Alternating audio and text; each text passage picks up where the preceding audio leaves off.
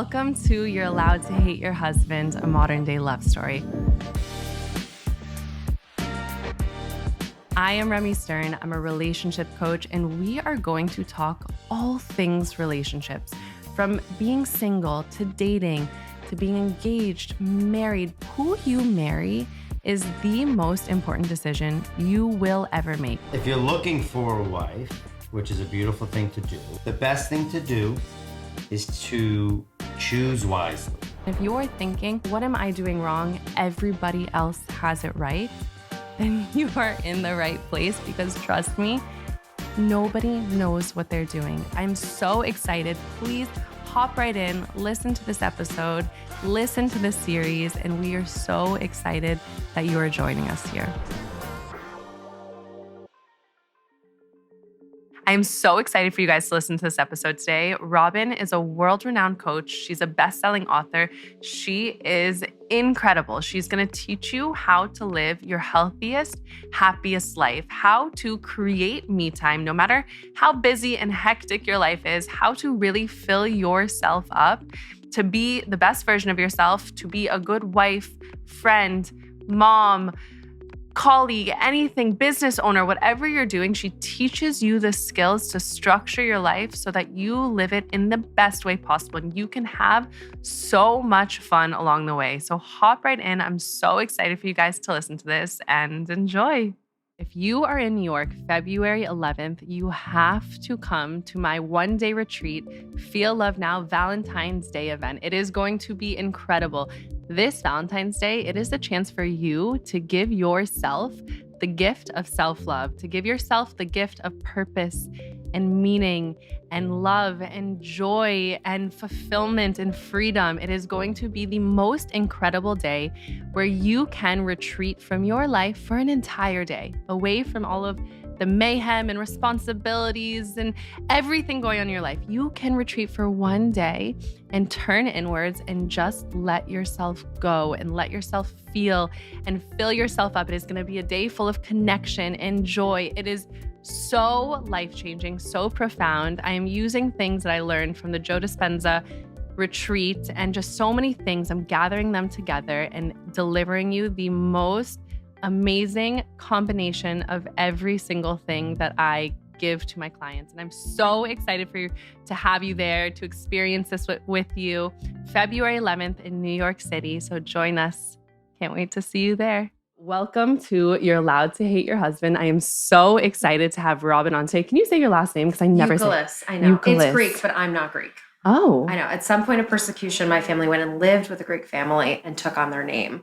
My real last name's like Abramowitz or something like that. So it's the one thing that's cool about it is because it's kind of a made up name, every single Youkilis in the world I'm related to. No. So if any baseball fans out there, Kevin Youkilis, that's my cousin. So. Wait, what? Do you guys like close cousins? Like do you hang out? We're cousins. No. That is really funny. And it's not your husband's name. My husband's last name is Valens. Please, let's not bring this up. Okay. That we're bringing this up in a podcast. Do you know how funny we had someone? His favorite subject. Really, we had someone on recently who I call by her maiden name, and she's technically under her husband's name. And she was like, she kept correcting. She was like, no, husband's name. Like when you're a boss woman, sometimes you get. I can share the story behind that too, actually. Okay, if you want to, we'd love to hear it. Okay, so we'll get to that. So there's so much I'm excited to cover today. I want you to tell a little bit about yourself and who you are, but I will say something. The main thing that I keep getting asked, people are like, please, can you bring a boss woman on who kind of does everything? And I know you can't do everything because that's impossible and probably something we fall into as moms and business women and wives and friends and social and this and that is like we try to do everything, but there's a way to do it all, but not do it all that you've just got down. So it's been the number one request, and here she is. And so everybody get excited for everything she's going to say because I'm excited. So first and foremost, can you just tell us who you are, what you do, all the good stuff? You have an amazing business, family. Give us the good stuff. Thank you, love. So happy to be here. So yes, I am Robyn Youkilis. I have been a wellness entrepreneur now for 15 years, an author of 2 books and 2 littles. I have a daughter, Navy, who's about to be 8, and a 2.5-year-old Dover. And I have been a wellness coach, a business coach. I lead retreats, coaching programs, one-on-one work, meditations, speaking engagements, traveled around the world, all the things. And you know what? I can really jump very quickly into your question about balancing it all or doing it all. And I think the biggest thing is that I let myself be all the parts of it. So the on parts, when I feel like I'm on fire and things are on flow, I show up with that. And when things are messy and chaotic and sad even, I let myself fully show up with that too. And I try my best to appreciate everything, all the parts of me, all the ways that I'm a mom, all the ways that I'm an entrepreneur, all the ways that I do all the things, and not judge and give myself grace when it looks like I'm in all of it and doing all the things and being at concerts and all these things I want to do. And when I need a couch day, and they're equally beautiful and valid. And that's how I show up in the world. So cool. And it's funny because I said to you right before, I was like, today and yesterday, I just got back from a trip and I'm organizing my life and I feel a little more calm, and someone once said to me that the feeling of sadness and down is really the same frequency as calm. It's just a super low frequency. So if you change that feeling of down into calm, then it's taking the negative to the positive. Same with those times where you're anxious and you've got so much and you're busy and you're anxious, you're running around. It's really just the same frequency as excited and up. So I feel like from knowing you and what you do, you're so good at taking the frequency that you're at and switching it to the positive. So like you said, when you're up and you're going and you're moving, it's with excitement. When you're down and a little lower, it's with calm. And I feel like moms fight that, maybe specifically moms, maybe women, and we're very flowy and go with the flow. So how did you learn this and embrace it, and how do you apply it to your life? It's very life-changing. This little bit is even so life-changing. Okay, if I'm going to be totally honest, I grew up in a very chaotic household. I did. It was loud. The phone was ringing. The dog was barking. My mom was always cooking, which was amazing. But the fan in the kitchen stove was always on.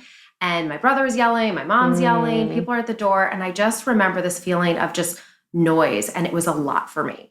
And the way that I dealt with that as a kid was I actually went in my room and watched television. I always had the TV on low, which is kind of nuts to me now because I'm not a TV person anymore. I actually need a lot of quiet or music. But I think that was my way of coping without knowing another method as a kid. And I think when I had my family and I really wanted to try something different, can we have chaotic moments, but can we be breathing? Can we be in a rush, but can we be smiling? So cool. And so really embracing the reality of how challenging things can be, but can we just bring a little more chill? And this is something that is always a work in progress. I'm practicing this every day. And sometimes I absolutely nail it more than others. But I think my genuine heartfelt intention is to bring that into my body first and then help my family follow. It's so cool. And I think that something as well that is good to know at the time is the challenges in our lives, your childhood, that there was some challenge there. It was chaotic. It was hectic. You were great, let me learn from this. Let me grow and let me make it so much better. So in that case, you can embrace that challenge of the chaos because now you can live a life with, there's chaotic times. We can't hide from, especially as moms, especially as businesswomen, we cannot hide from chaotic times. It's impossible, but you can embrace it and change it to the positive. So you took something that was maybe a little more challenging from a kid and you turned it into something really beautiful. And that's super cool. And I want to hear, just going back, how you started this business, where it came from.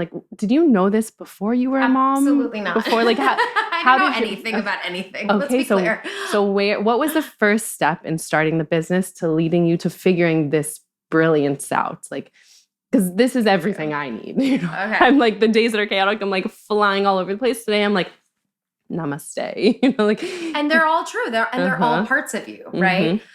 So I'm a big intuitive person. I've always had a huge inner knowing. Even as a child, my mom would say to me, we're doing this today or we're going to do that, pick. And I'm like, you're going to do both. And here's how. And I would see it and I would explain out how we can map it out and really weird things as a very small child. So I've always had this knowing of how you can make things work and what was intuitively best for me. And I've always known that so fiercely. And so on one hand, it's a little bit of a curse and a blessing, right? To know yourself so well, so young, that's unusual. And so parenting that, navigating that, growing up with that, it's a lot. It's a lot. But I will say that all of the choices I made in my life have come from this intuitive place without knowing what the bigger picture was, without knowing what the bigger plan was. And my path into wellness actually started from a really disordered history with eating and dieting and wanting my body to be smaller, and nothing was ever good enough. And I eventually, at first it was originally connected to my father, who really struggled with food, and his overeating was a way of connection. He would kind of bring me in on, let's get bagels and let's get, I was this little co-conspirator, and my mom trying to wave all the, brown rice and steamed broccoli at the time, I was a child of the 80s. Yep. At him, at us. And it was this, really an unhealthy connection that we shared around that.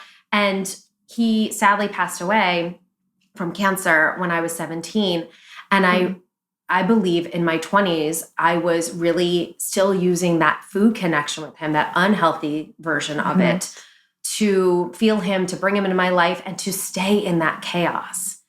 And the way that I eventually changed that was I found a nutrition program, the Institute for Integrative Nutrition, for those who know, and pretty popular school. Yep. But I went a very long time ago. I actually went when it was in person, which was really cool. Wow, So it was like in New York? Yeah, a year-long in-person program.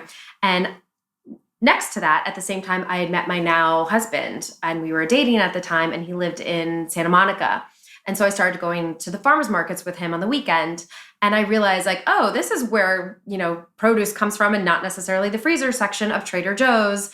And I started to make that connection between the fresh food that I could, touch with my hands and make into meals for he and I. And then I got introduced to this school and this program, and everything in my body was a yes. It was just a full blown yes. I held a brochure, in my hands. And at the time, it's all these tiny little moments though that I just listened and said yes. And at the time we were living in LA, and we'd been dating for something like 6 months. And I'm like, we're moving back to New York together so I can go to this school, and we're just going to figure it out, and it's all going to be fine. And we did.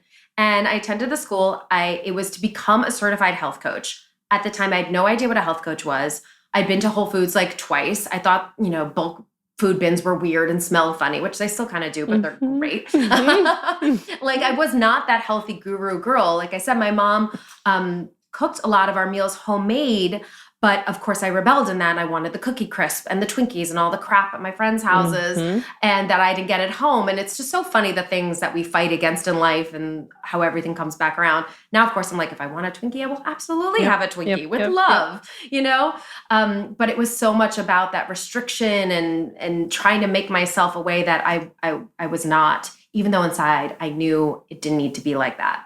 And so I followed that voice to nutrition school, even though I didn't know what a health coach was, but I was obsessed with food and also obsessed with diet. So it's not the clearest answer, but you can see this kind of pile of all these little pieces.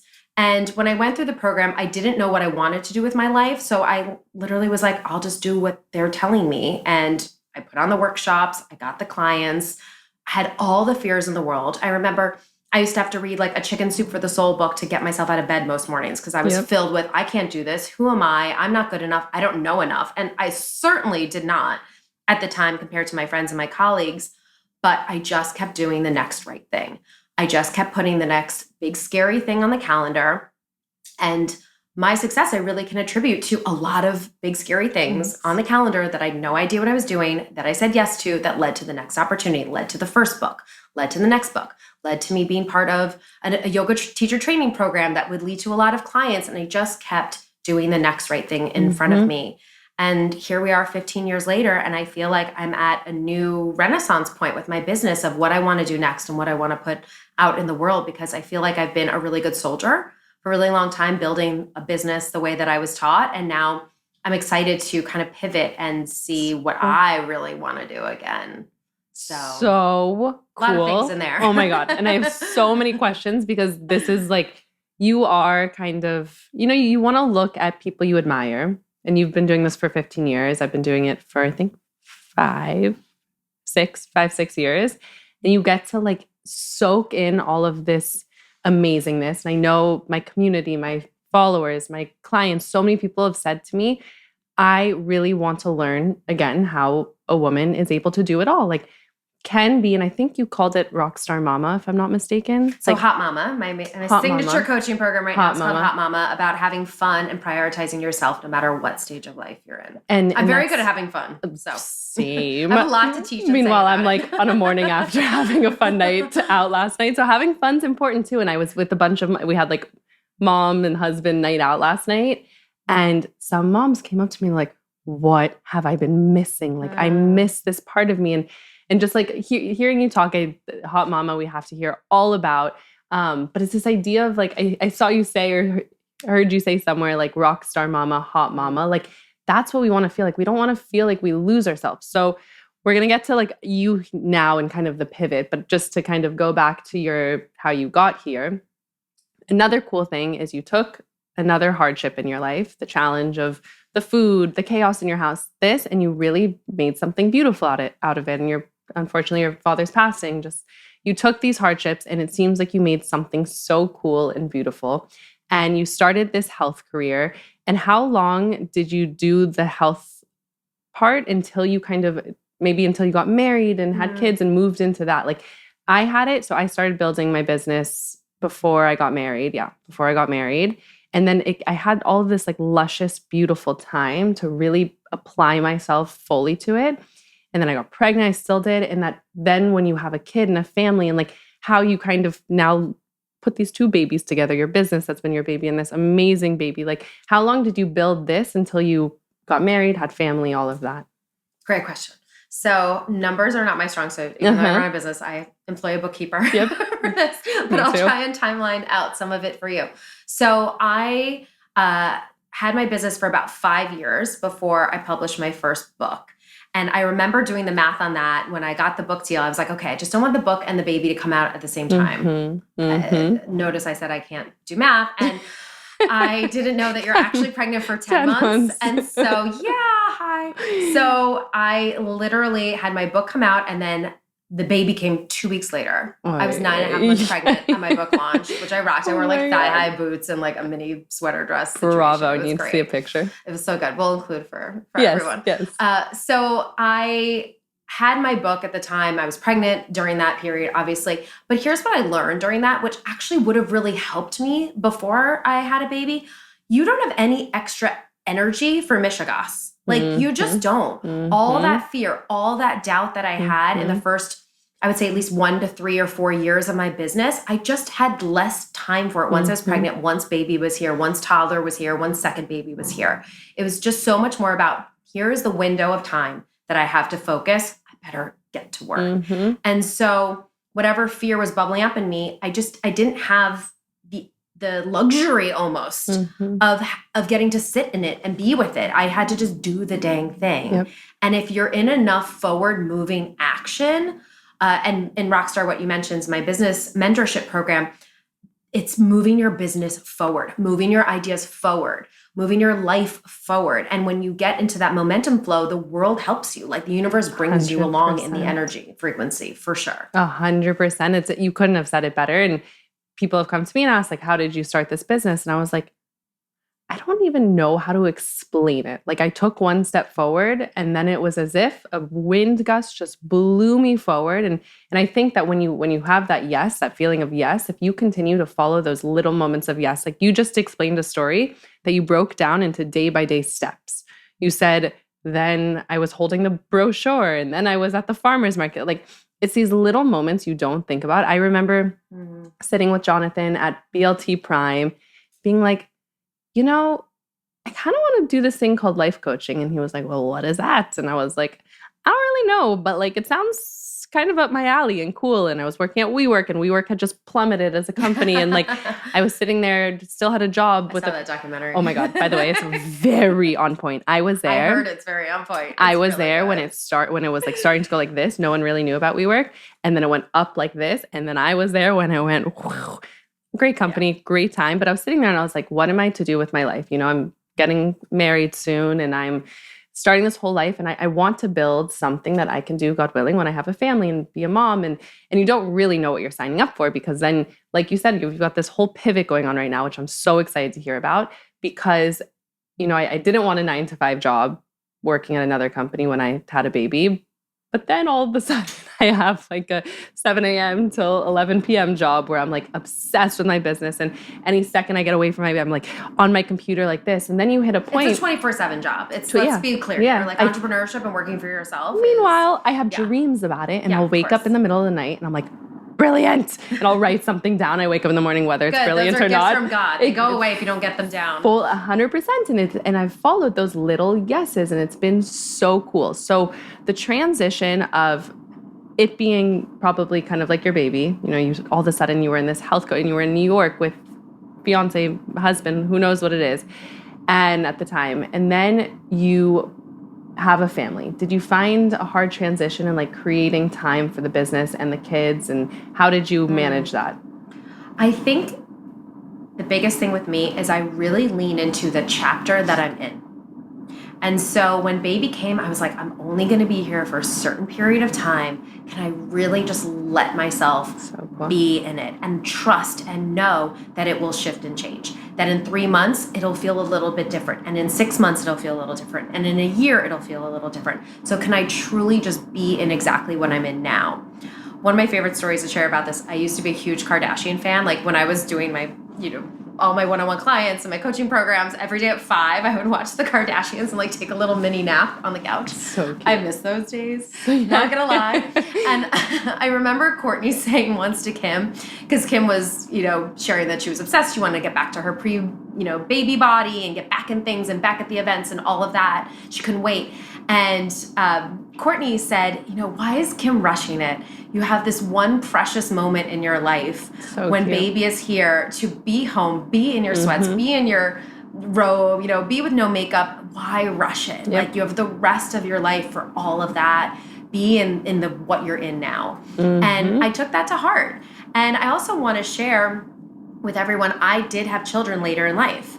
I was 36 when I had my first. I was 41 when I had my second.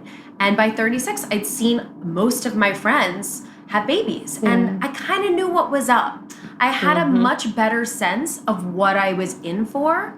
And so I really was in much more surrender than I think I would have been 10 years at 26, even 35 years earlier than that. And I want to say even between 36 and 41, there was a dramatic shift in my energy, in my mind, and what I wanted in life. So you have these dramatic changes no matter where you're at in your life. And I do think one of the gifts of having kids later was that I felt like I had my eyes wide open. Yeah. And so I knew to get help right away. I knew to have our housekeeper. God bless. I'm very, fortunate in these areas.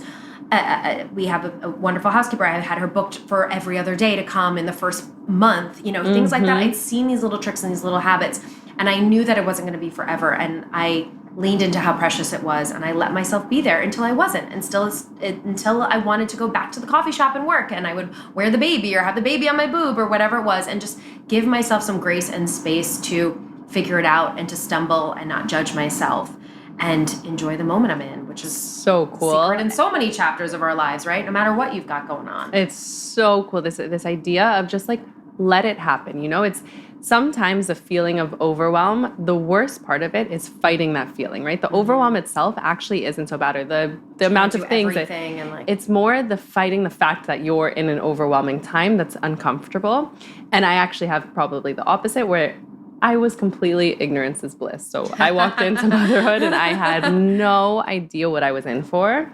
And it's funny because now my sister, like I always joke that she's now seen my marriage. She's now seen being a mom, and like she's probably like traumatized, petrified. She's like, I'm good. Like this is all, of course not. She's so excited. But like when you know a lot, it's a huge like weapon for good. It's like, okay, now I know the things I need, and you get to set yourself up for success. Right. And of course you still don't know everything, but it's not a total like. Meanwhile, I came into it and I had no idea. I didn't know what a newborn was like. I didn't know Little baby tiny nurse little and this. aliens. Oh my God. And that's why when it came, oh my God, they're little aliens. Tiny little when aliens. it came They're half here and half out. Like if you ever look at their eyelids of a little newborn, you could see like the cosmos in them. Yeah, they're in the soul I'm realm. a baby person. I love. You like the newborn stage? I love baby stage. Wow. Love baby stage. So I actually had a friend tell me, which really shaped my experience. She's like, Remy, there's something very romantic and magical, and this is gonna sound so weird, but the time that you and your baby are both in diapers together, like it sounds so weird.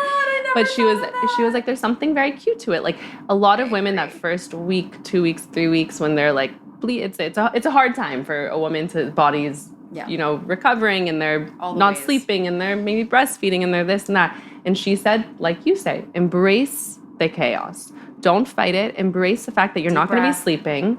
Yeah. You're going to sleep again. You're going to be fine. You're going to sleep again. You're going to feel good again. But like almost embrace the fact that it's such a crazy, crappy times at time. Like I had a roller coaster of emotions at the beginning. And then you said you get back into the swing of it. You know, you're okay, I'm back to life. And like, where do I fit into this? Now, yes, I want to go back to the coffee shops and have my baby on me because I have this new magical being that's part of my life now.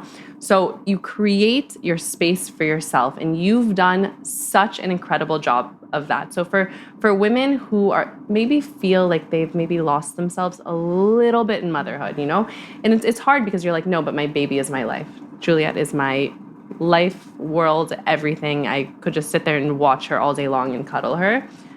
But that being said, I want to be me and have me time. And I want to have husband time, and I want to have friends time, and I want to be with my sister, and I want to have my business. Like, how do you juggle all of that so well? So first, I am unusual in the sense that I am living my life with the mindset that I am the whole point. Like, I am at the center of my life. My connection to myself is my number one priority.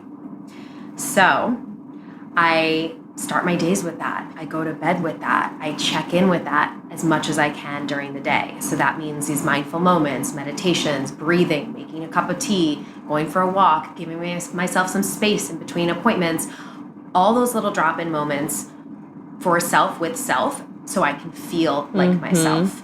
And then everyone else is a beautiful add-on or a bonus gift in my life. Of course, I love my children, but I'm number one. That's really, really which is like cool. Shocking and kind of wild. And like, if this isn't the way you think, I also want to share that is okay. Like, absolutely there's no one way to do parenthood, motherhood, life, none of it. But for me, I put myself and the way I feel in connection first. How am I filling up my cup? What do I have on my calendar that makes me feel good, that makes me feel like me, with some realistic expectations as well, right? So before I had kids, before I was married, I was out 3, 4, 5 nights a week sometimes in my 20s. Oh my God. Like I was like New York City.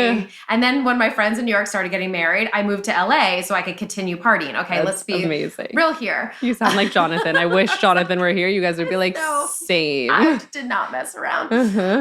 But now, being realistic with that fun. So making sure it's still on the calendar, but a big night out is probably going to be once a month or something like that. And these little nights are probably going to be every couple of weeks, but I make sure I have them on the calendar. And so the biggest way that I teach this is finding your fun no matter where you're at in your life. So cool. And so what used to be fun for you in your 20s probably doesn't feel as good for you now necessarily if you've got kids. So take some time and put on a song that when you felt carefree or when you were a kid or whatever feels good for you, maybe it's your favorite vacation song, put it on repeat for like an hour, sit with a journal, and write out what used to be fun for you. What's fun for you now? What could you experiment with? I think we forget about trying things, experimenting, playing. Yeah. I used to go to I'm a big fermentation fan and gut health, and that's what I teach mostly in the health side of things of what I do. And I used to go to a fermentation meetup. Like we would make our own home ferments that is the and cutest thing ever. And, try each other's. Like I'm not even joking. I knit, so it doesn't have to be this big, loud out energy. Fun for you can be an hour of quiet sitting by a body of water. And so spend an hour, I'm giving everybody homework from this. Yes, please. Takeaways. It's very good to have takeaways. Find a favorite song from some moment in your life, put it on repeat, spend 1 hour with a journal, write down what was fun, what could be fun now, what you want to try. And then if you've got time at the end of it, take out your calendar, put one thing on a month. for the next year. That's 12 things. And try and see what happens. You'd be like, okay, that wasn't that, good. Or actually, it was really nice to have that on the calendar, even though I was tired that day and I kind of regretted signing up for it, but I did it anyways.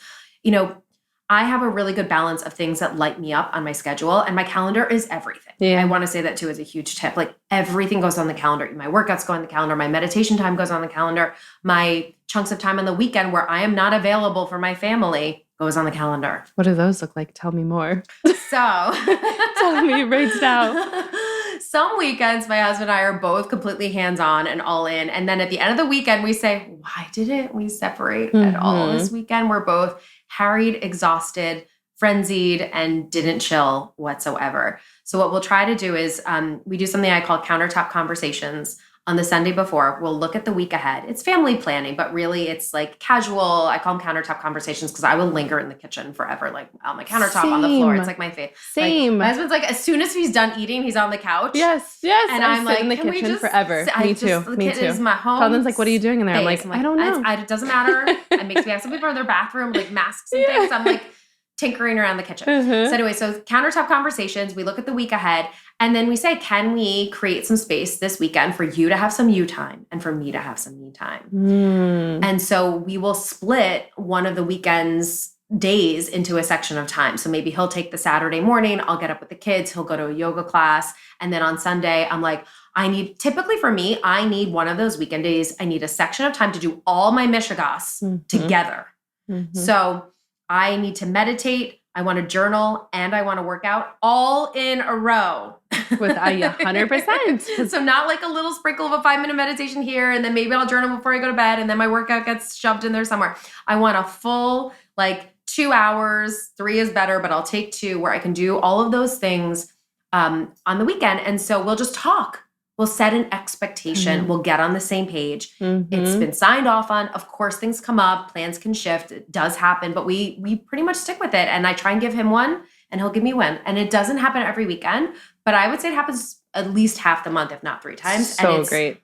It's my sanity. Because I'm realizing right now that Jonathan loves to go on Saturday to this basketball game. Men he are loves pretty it. good about this. Is what I'm with saying. Golf and basketball, they're very good at it, and women typically are not. Exactly. And I was actually speaking to a group of girls last week, and we were saying it's like even this for men is very easy, and not to generalize, but whatever. I'm not talking in my experience, and but we have a lot of receipts. Yes, exactly. Jonathan will, and he's not doing anything wrong, but he'll get up and he's like, okay, I'm going to go to the tailor quickly. He'll walk to the tailor, then he'll get his coffee, then he'll, need to stop here. And then he gets to do things for, and I've been there for 2-3 hours, and it doesn't even cross my mind because, it feels like where I'm supposed to be. It feels right that I'm, with my daughter and all of that. And he is the most hands-on dad in the entire world. But I don't think a lot of women ask for that time. I don't think we think that we can ask for it. And I would say for me, so he loves to go to his basketball game. Once in a while, sleeping in is very important for me.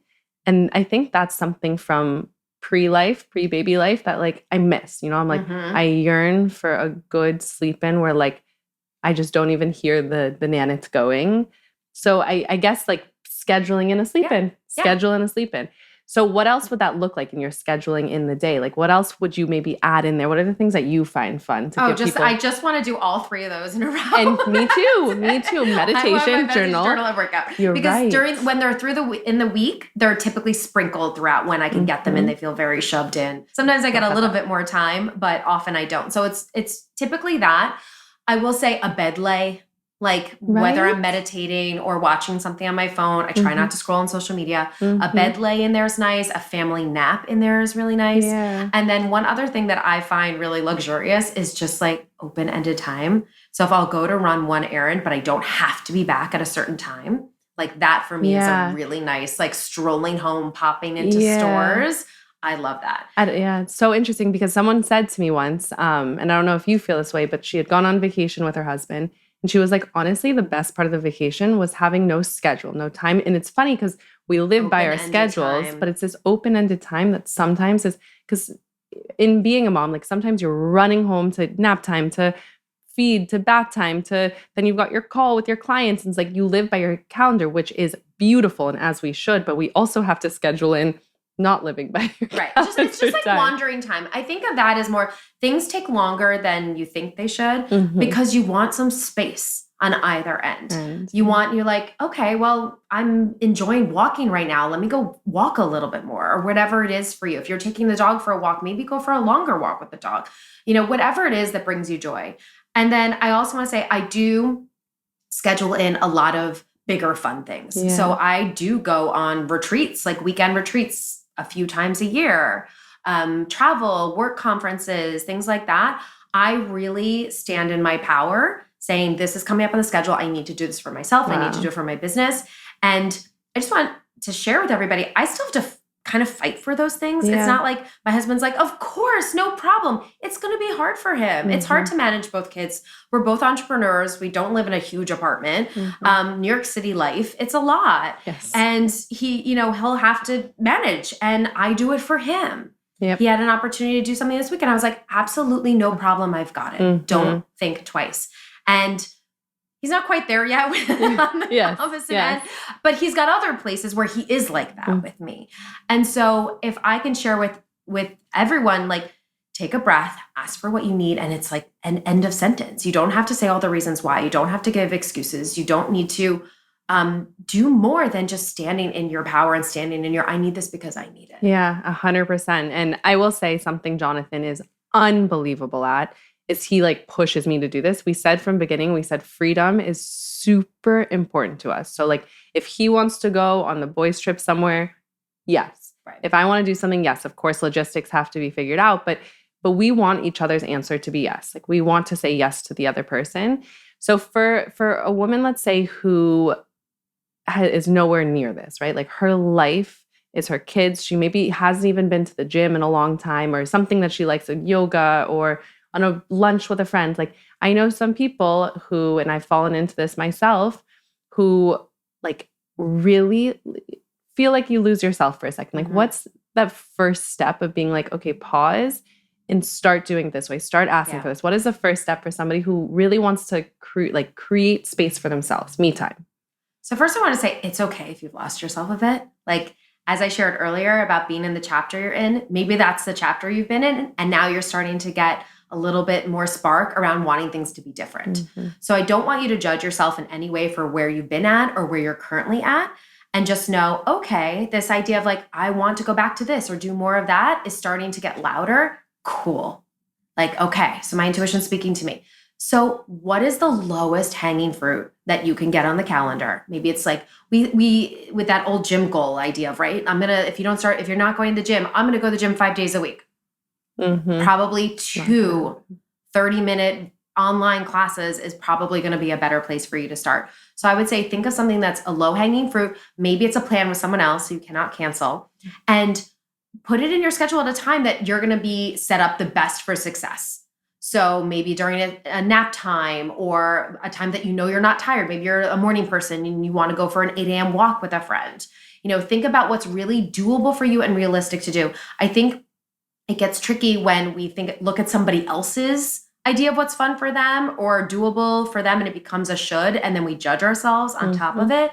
So what's easy for you? What would you show up for? What serves your soul? And what's like one simple thing you can start with, and then put another small simple thing, and let yourself also be in a season of growing it and knowing you're not going to go overnight or in a month even necessarily to like a full fun calendar. You're probably going to have a period of time where you need a transition. Can you build that in? Can you say, okay, for the next 3 months, I'm going to explore what it looks like and what it means like for me to find a new self again, not my old self, but what am I growing into right now at every stage of our lives? Yeah. And I think that's probably what's hard. It's like, how do you take old me with new me and create something beautiful with intention and joy and excitement and all of those things? So I love that idea, the low hanging fruit.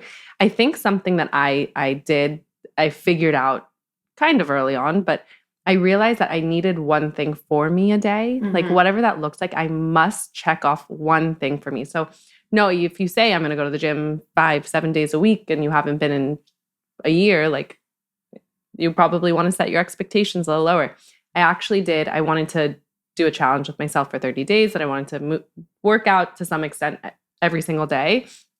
And it would be 10 o'clock at night, and I've put Juliet to bed. I cooked for Jonathan. I cooked for me. I cooked for Juliet. I did a crazy day, and I'm like 5 minutes of arms, and I would do Melissa Wood or something. And then, like something, but it was a low hanging fruit. And Totally. it's actually effective. And it counts. But it all counts. Exactly. And there's something also charming and cute about this stage in your life where at 10 o'clock, you whip out your mat next to your bed, you do it, then you say, all right, good night, and I'm going to do it all again tomorrow. But I love the idea of like, don't be overwhelmed. There's low-hanging fruit that every single day, can you show up for this much for yourself and then expand it, let it grow. So as it expands, because it seems like you're at an expanded time of it, like in your business is starting to change, you go on trips, like do you find that it's important for women to do, or like for couples, for the married couples to do trips them, or like what are the kind of staples that you would say to women, to married couples, to anybody to keep themselves involved in their lives and to also be an amazing family person, just kind of be like, what are the staples that you would always return to? So I said earlier about finding your fun, but to go into that a little bit more, I call it fun with a little F and fun with a big F. Ooh. Yes. Okay. So the little F's are, like I said, my 2 hours to luxuriate in doing all the things in a row that I like. A girl's dinner is that I genuinely want to go to a restaurant I'm excited about. That's a little F. Bigger F's, a concert, going to see DJ. My husband and I are music freaks. We love to travel. Those are the big things. They're really important for he and I. And so they get on the calendar. Coachella for me is a non-negotiable. That's like a double love. Capital F because it takes me out for like a month. We travel to Ibiza most years. We go to Costa Rica. So like really prioritizing the bigger things for us that are fun, and then having a good consistent amount of the little F's, and also knowing like there's going to be periods in your life where there's more, where there's less, that's okay. But really looking ahead at the year and saying, do I have enough of that on the calendar? And for my husband and I, funny enough, we actually don't necessarily prioritize our own trips enough because our personal priority is adventure travel over quality time for he and I. Oh, and so we're big, like bring the kids and it's fine. And we will often travel with help so that we're covered, so we can have nights out or have some more mornings or get to yoga class with ourselves. So just ourselves. So we do these trips, but we have help, but we have the kids. So that's kind of more of our way that we shake it out, as opposed to he and I, getting away for a 4 day. Exactly. Like we did a little baby moon, with my second, but other than that, we do go away ourselves, but it's typically concert focused. We're also big Fish fans. So we'll go to a lot Fishhead? Is that what it's called? Fish. Yes, Fish. What about Deadhead?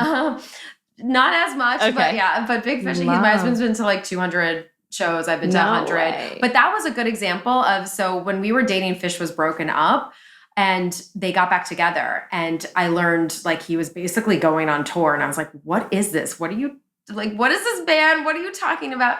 And I learned very quickly how important it was to him, and that I had a choice, that I could either stay home or I could go. And I could figure out how to make it me. I could figure out how to make it fun. And so he taught me all about the music. I completely use it as an excuse for a fashion show. Love.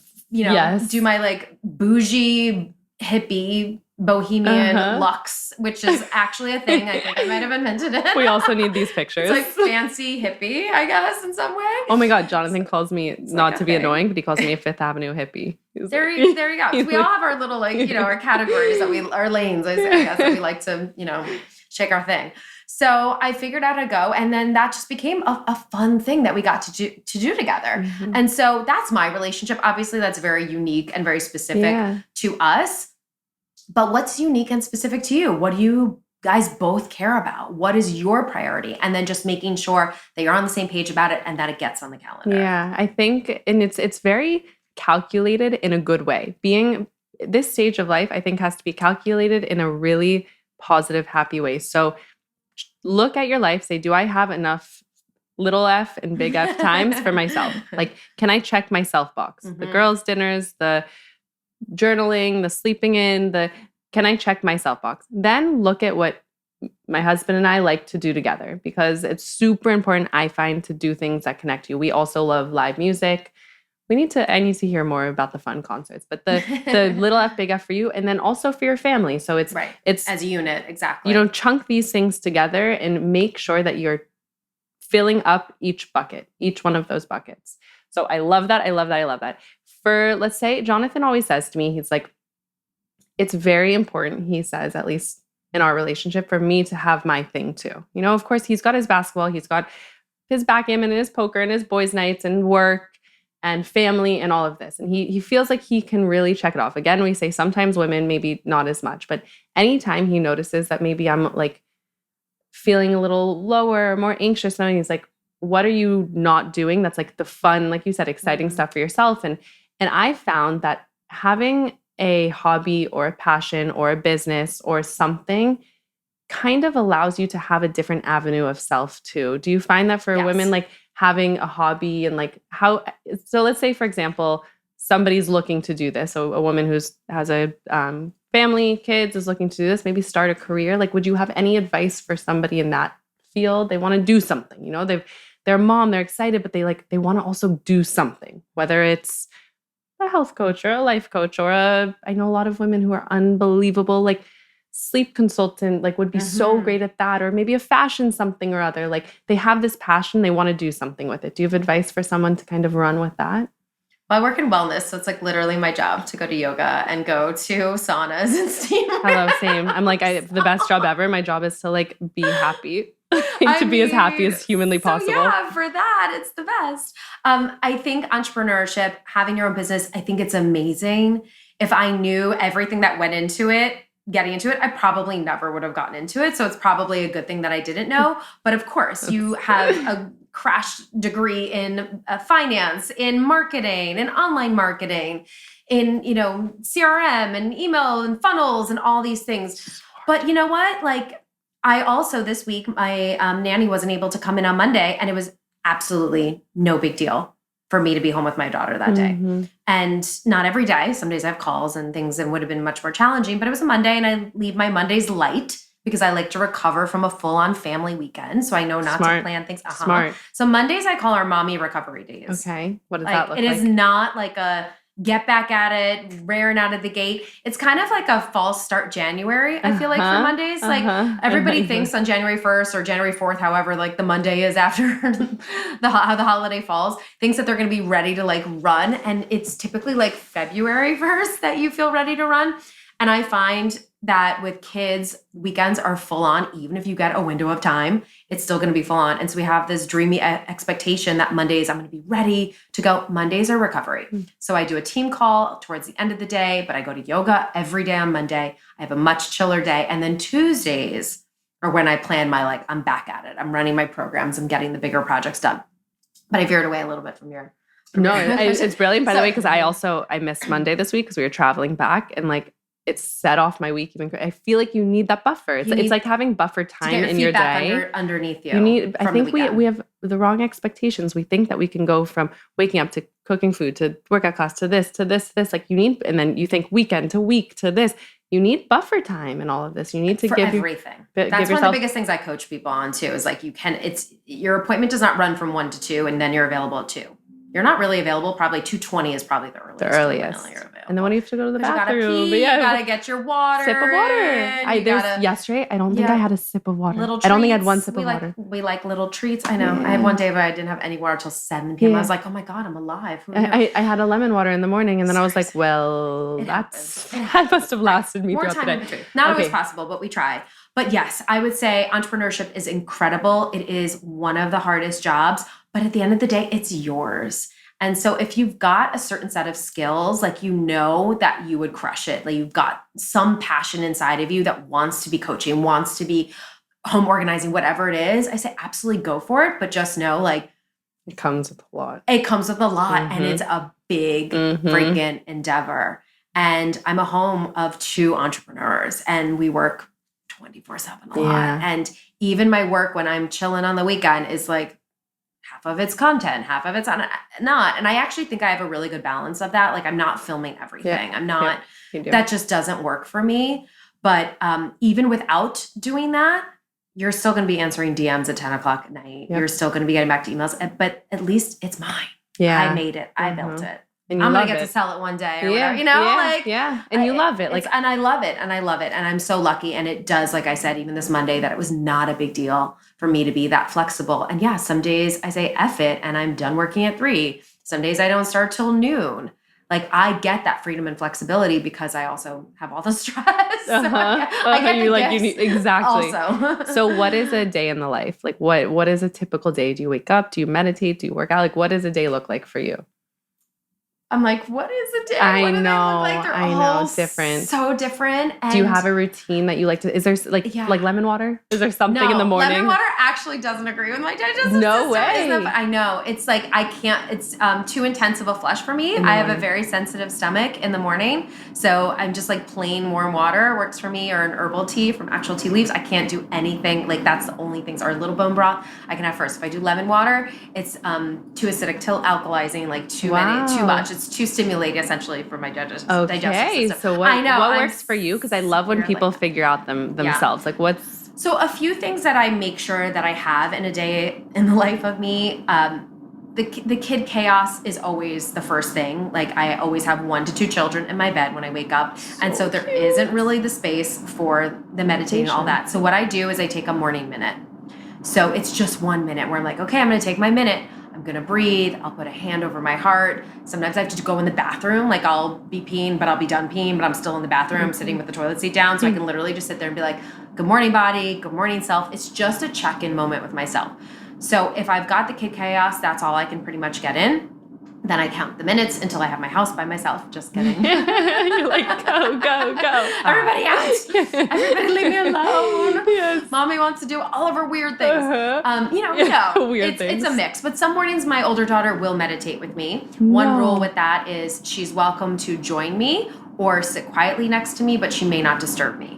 So that's a good, like, this is good for me to know. Little's meditation tip. And I just show her this. And if she tries to interrupt, I say, you may not, like those, I repeat again and again with her. So sometimes she'll join in with me. Sometimes I don't even have time with that. I have to just get her off to school. Some mornings because I set my own schedule, I really have varied days. Some mornings, my daughter right now, my 2.5-year-old just goes to 2 half days for school. So 3 mornings she's home with me. So I'll spend an extra hour with her. She'll help me make my matcha after I've had my little bit of water. She'll make matcha with me, or we'll sit and play. We listen to Raffi. We listen to Lisa Loeb. I'll play with her.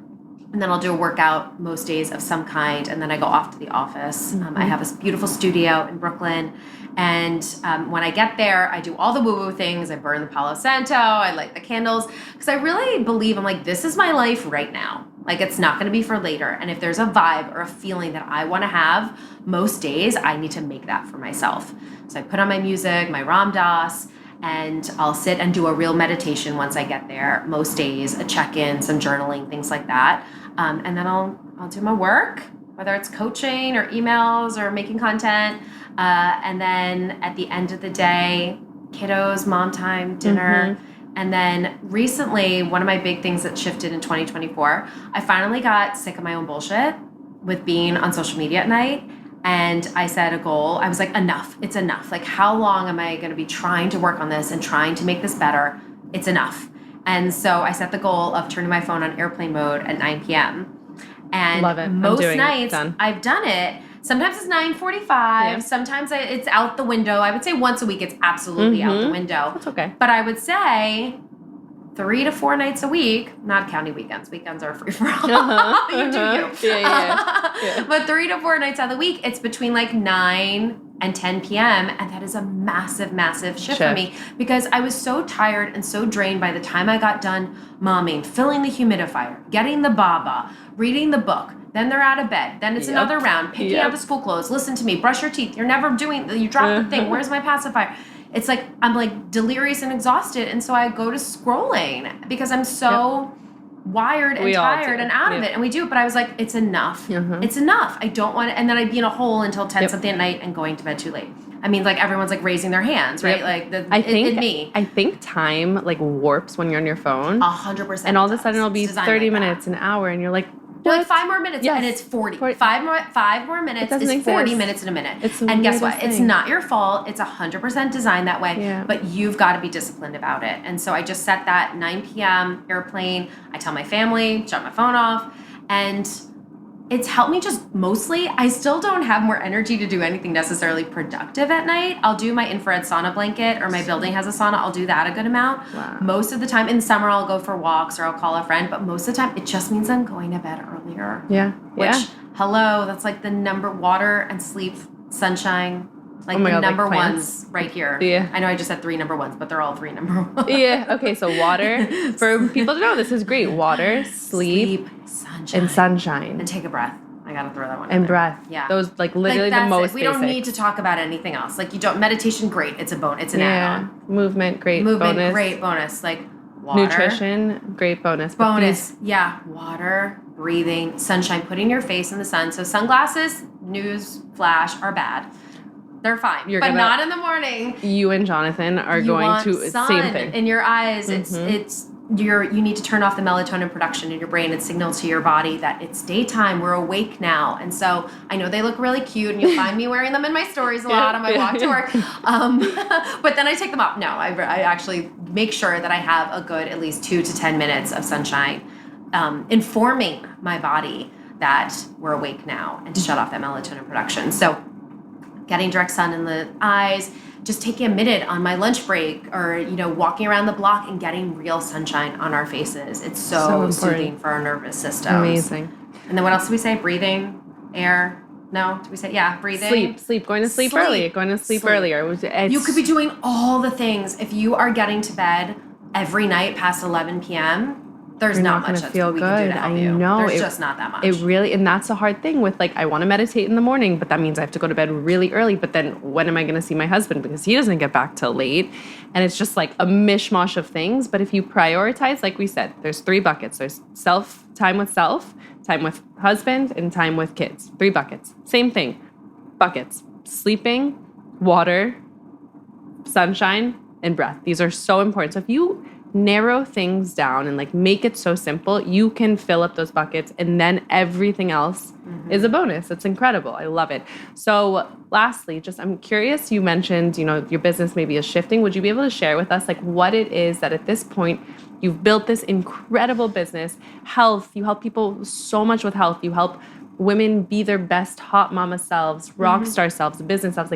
What is it that you're seeing is shifting in your life right now? This is scary for me to talk about it, but we'll talk about it. I totally understand. And by the way, if you don't want to, you don't have to. No, it's good. It's good for me because this is part of me owning it. You see me here in so much of my power, right, and my confidence, but there's a lot of things where I'm not like that. I don't feel like that, and I am working on them. All of us, right? So I told you the same thing, so yes. Totally. And you're like, how could she? But it's true. Me. So in my business and in entrepreneurship, I really recommend repeatable, scalable, profitable systems. And that will give you a strong foundational business. And I've spent 15 years really building that, but I haven't necessarily leaned into the creative parts that I've wanted to do as much. And so I wanted to work on a show forever, something for YouTube, reverse engineered for podcast. Still playing with what that could be, but definitely, documentary lifestyle with some coaching thrown in there. Something. But I'm so excited. But I've wanted to do this for forever, essentially, but I haven't made it a priority because we can't make everything a priority at the same time. And so really working more towards getting my show out there. I've had a 3rd book that has been half written that is sitting there forever. I want to do an updated edition of my 2 other books that I have and bring that out in the world. And I know I have to make space to do those things. And so that's what I'm working more towards. And so cool. Yeah. So cool. I'm so excited for the show. Without knowing what they'll totally be or look like, you know what I mean? But just trusting that's where I'm But that's the following the yes. It's the following the little yeses. And I've had, forever ago I wanted to make a podcast, but then all of a sudden a few things happened that it was just okay, this is the time. And shocker, I want to write a book. And, I know that the time's going to present itself perfectly. And I have a book proposal and we love it. It's so fun. It's actually called You're Allowed to Say Yours. But it's the same thing. It's you have these things in a perfect time. And I think this is so cool. And a show would be so fun. I can't wait to watch it. But it like opens up a different avenue. So it's very exciting. It's a different business. It's a complete, and I know business enough to be aware of that. Yeah. I go into situations, as you can see a theme, with eyes wide open as much as I possibly can. I'm a really good expectations gal. Like, tell me what I'm in for and I can do it. It's like with childbirth. Like, give me the honest where we're at. And I'll show it 100%. By the way, amazing book for giving birth is called A Labor of Love. I'm done giving birth. I know, but for whoever's out there, it helped me so much. So last, just like few cute questions. Is there anything about like marriage and family that surprised you that you like maybe wish you knew before? It's hard. Yeah. Everyone says that, but to bring a little more detail to that answer, for example, we talked earlier about sleep as a priority. And you also asked me in a couple different ways about prioritizing time with my husband.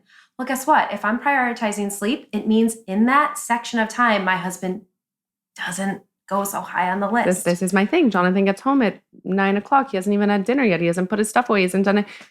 I'm tired.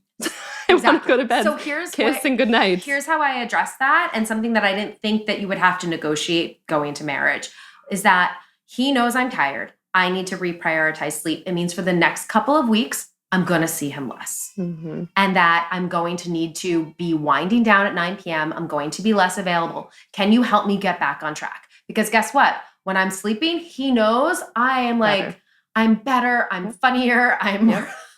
just like me. Weekends are more, and like, so can you just have a period of fixing or supporting or nourishing yourself, and then you can be a little bit more balanced with it. And so I think communicating about that and honoring the moment that you're in. And so I think all of that, I didn't realize that it would be so intense in certain periods with your sleep, with your communication, with your connection. And you got to figure it out together. So when do you find time for him if you're going to sleep early? So if you're going to sleep early, we know for a couple of weeks, there's going to be less time. And so ideally, then you're putting some more intentional time on the calendar. And so like, okay. It's intentional. All of this is intentional. It's all intentional. So then, yes, we are going to have a date, but I just slipped on the little secret there, a date when we're both not tired. So we'll have a babysitter come at 2 p.m. That's cute. On a Saturday because we're awake and we can go for a walk. We can have some of that luxuriating, open-ended time that we said. So it's not necessarily just going to dinner, being tired, trying to go home and have sex. Maybe not. You're full, whatever. You're sleeping. Like we'll go on a date. We'll go for a walk. We'll go to a yoga class. We'll go to an early dinner. We'll get like, oysters or something at 5 p.m. It's great. And so even though over that 2-week period, I'm prioritizing me and my sleep, we've got a great date set up, and then it'll end. The more I can honor the moment that I'm in, the more that moment will shift and change and give me space to then be in the next one. So where we'll be more connected and we can hang out. And so I would say for like sustainability with that, maybe it's 2 nights a week that with Jonathan that you will stay up with him and you'll be a little bit more tired. Thursdays, I feel like we get a little bit more, a little more bandwidth. Yeah. And then, but maybe it's Monday, Tuesday, like it's a hard sleep. 9 p.m. out. Yeah, no, for sure. And then Tuesday, Wednesday, you get your earlier morning meditation and then you start your day and it's a ripple effect. So the going to bed early is super important. So what is your favorite thing about your husband and being married to him? Oh my God. I think our commitment to adventure above all else. Love. Jonathan and I, it's fun. Like we just have so much fun. We laugh so hard. We like to dance. It's the same thing. I feel like it's adventure. Adventure. Just like, what are those things? Like we've traveled with my daughter. So our kids are intentionally 5 years apart. And my older daughter, Navy, has been to Japan, Australia, Tasmania, Hawaii. Like we have been all over the world and just brought her along with us because that's our priority. And so there's a fish festival coming up this summer and like it's on the calendar. We're working on child coverage. Like I know we will always have those adventure moments on the schedule. And I'm excited to see what that looks like, in our 60s or in our 70s, so God willing, but like that's our commitment is to really living the shit out of our lives. I love that. And so other side, any like silly pet peeves you have or like things about marriage that's just like, oh, you're so annoying. Like, oh my God. This is unique to our circumstance, but I'm sure there's definitely a lot of people that can relate. He's an entrepreneur. He runs his own business. And so that phone is just glued to his hand. And I get it. He runs a mortgage company. He's licensed all over the United States. He has a lot of deals that fall through, things that he needs to be on top of. And he does have to answer that email. He does have to pick up that phone call. Yep. So anybody that's with anybody in real estate, mortgage industry, finance, I'm sure a lot of women. The phone is glued, and that's challenge. It's challenging. It's challenging. Yeah. And I don't love to be the one to have to snap him out of that. Yeah. And what's tricky is a lot of those times he does have to be answering, but then a lot of times he doesn't. But because he's in that tunnel of it, you can't snap yourself out of it. It's like we were talking about the scrolling. Like you can't, you've forgotten all of a sudden, wait a second, where did I end up when I was actually done with the thing I had to do? And often I'm the one to come back. Yep. And it's not fun. It's not great. No woman wants to say that stuff. No. So sometimes you just have to accept the annoying parts of them. But I think at the end of the day, he appreciates me. I just try to do it with as much grace as possible. Yeah. Sometimes I don't, and sometimes I fail, and sometimes it's a mess. Yeah. And then we try again. That's literally it. That's it. It's like accepting the mess of life because it's not going to be perfect. So accept it. And last question, what is maybe like the one piece of advice you'd give your younger self about like where you are now, and just that one piece of advice you'd give your younger self? And I'm thinking of that like 20s self that struggled so much at the start of my business. Like, honey, you know more than enough. You are more than enough. Like you are meant to be doing what you're doing. Like, please know that as fact. So cool. Like, I love it. It is fact. And that is true for every single person listening. Yeah. I think when you don't see the dots connecting moving forward, it's hard to like trust it and feel worthy in this, but being able to look back and see that the dots have connected, you can be like, you're worthy. So everyone out there who doesn't see the dots connecting yet, just know you're worthy. It's, you know everything you need to know. Do it. Keep going. Right? You got this. Exactly. And thank you so much. This has been unbelievable. Where can people find you? What are you able to help people with in their journey? Like, where can they find you and your amazing help? Yeah, thanks though. I say I hang out on Instagram on purpose a lot. So definitely follow me on IG. Say hi to me in the DMs. I love connecting with everyone. You'll get my name at Robyn Youkilis, and we'll share everything in the notes. And then my business website is Your Healthiest You.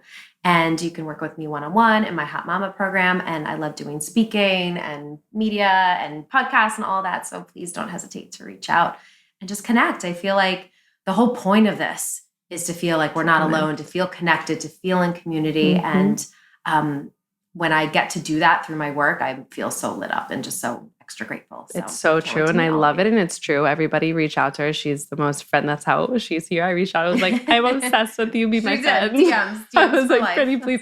No, but it really is a thing. And social media, to flip it to the positive side, because that's what we're trying to do, is all about connecting and about learning and growing and being support to each other. So the fact that you have such a powerful platform on there, on that platform is so special. So thank you. And thank you for this. We're going to need you on for more because I have so many more questions. We love you. You're the best. Jonathan, maybe Scott, my husband. Hello, let's do. Done and done. Done and done. Thank you so much. Thank you so much for listening to this episode. We hope you liked it as much as we did. Now go send it to someone who needs to hear it, because we know that dating, relationships, marriage can be tough, but we want to make it less tough. And remember, you're allowed to hate your husband. Whatever you're feeling is allowed. So go send it to a friend, to your sister, your brother, maybe your boyfriend, a husband, whoever needs to hear this, send it to them. And while you're at it, click the follow button, click the review button. Always feel free to reach out if you have any questions. And we're so excited to see you in our next episode.